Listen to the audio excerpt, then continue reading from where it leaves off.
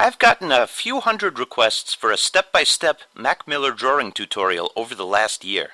And I've been listening to you, but it's taken me 12 months to find a picture of him where he looks semi-sober. I mean, seriously, look at his pictures on the internet. I think if Mac Miller jumps into a swimming pool, the water will turn into an illegal green tea. He makes Snoop Dogg look like a no-smoking ad. Anywho, if you have chronic struggles drawing, this tutorial will make your aesthetic skills a little higher. Bad choice of words. Let's try that again. If you're here to learn portraiture, grab your supplies and sit tight for a second.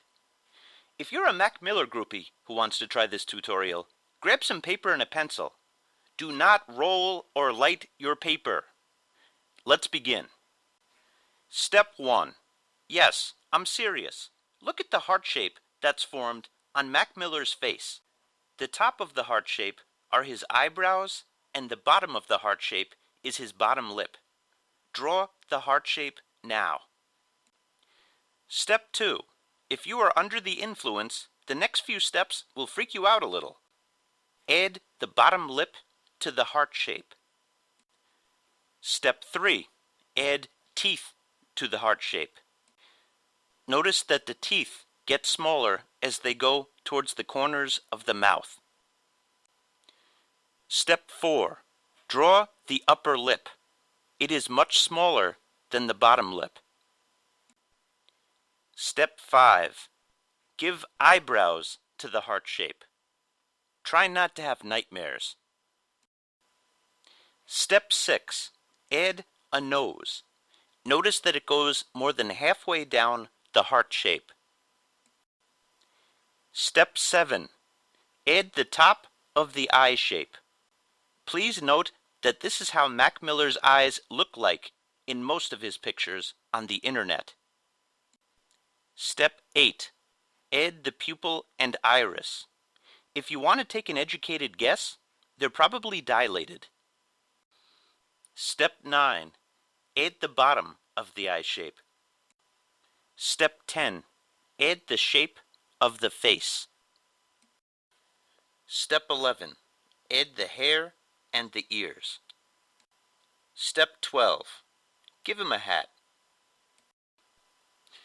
Hey, welcome to the shading part of the tutorial, and I hope you liked the beginning of this. Hope I didn't offend anybody, but we're going to make this a serious tutorial now, because if you made it this far, I'm sure you want to finish the job, and I'm going to help you do just that. I usually start out with the eyes, but this one I'm starting out with the bottom of the face. There's a really dark shadow below the chin, the area that connects to the neck, and I put that in first. You really have to notice that it kind of mimics the shape of the bottom of the mouth, at least the center part. And the facial hair goes a little bit higher on the sides. You're going to see me move up what I did, but I'm trying to move my pencil around. I'm trying to do different parts. There's kind of an X shape that's happening right in between the eyes. There's a little bit of a darkness, and he's got a very protruding nose shape. The cartilage of his nose at the top is, the bridge of his nose is really, it's prominent. So you want to make sure to have that area in highlight and the areas around it, that X area around it, darker. That's a very distinct feature of his face. There's darkness pretty much around the face, so for once you don't have to really worry about that outline. I always, try to say mimic the edges, and sometimes there's a light edge, and when you're working with the pencil, you leave lines, and sometimes you have to get rid of that, but for this one, combination of the lighting and his facial hair, you don't really have to worry about that. Corners of the mouth get dark. The nose, there's just some slight darkness to the bottom of the nose, just each nostril you make a little bit darker.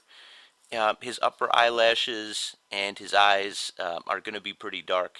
Darkest parts would be, like I said, under the chin, the eyes, the eyebrows. He's got bushy eyebrows, and the hair. The hair is almost totally in shadow, so you don't have to worry about highlights or anything like that. I'm rounding the face by adding shadows on the side. It gets slightly darker. and I'm just putting some hatching, across the middle of the forehead to connect it. You might have seen me use a brush. I use a paintbrush to smooth things out, and then I do hatching on top of that. I find that very helpful. If you don't have a paintbrush, just use a Q-tip. I also use a blending stump. That just gives me, a really good way to extend lines. I find that very helpful. Forgot to mention before, best practices, and I hope you're doing this. I hope I'm not telling you this too late. Just watch this one time through. Watch the shading part one time through, and then go back to the beginning of the shading part, and then pause the video as you need to. There's a little bit of a darker shadow around the bottom of the nose, but there's also that highlight right at the end of the nose. So in a very subtle way, this is a very challenging drawing to shade, because it's nothing that is like really dramatic. It's very, very subtle. Very slight variations, and you have to see them all. Sometimes the dramatic stuff, it just is, it's so different that you can see it. But, this one, it's very subtle, like I said.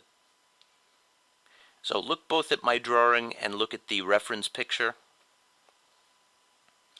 And I'm just picking up some of that with the eraser, a kneaded eraser that I use. And for the hat, there's a pattern going on in the hat, and I'm not even going to try to mimic that perfectly.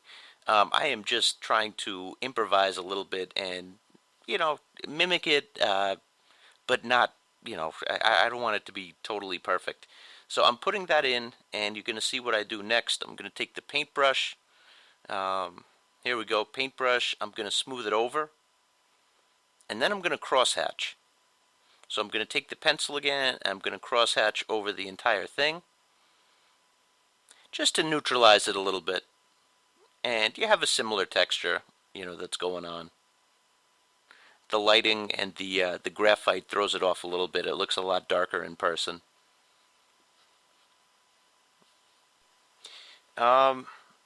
Rounding the face, I'm thickening the eyebrows,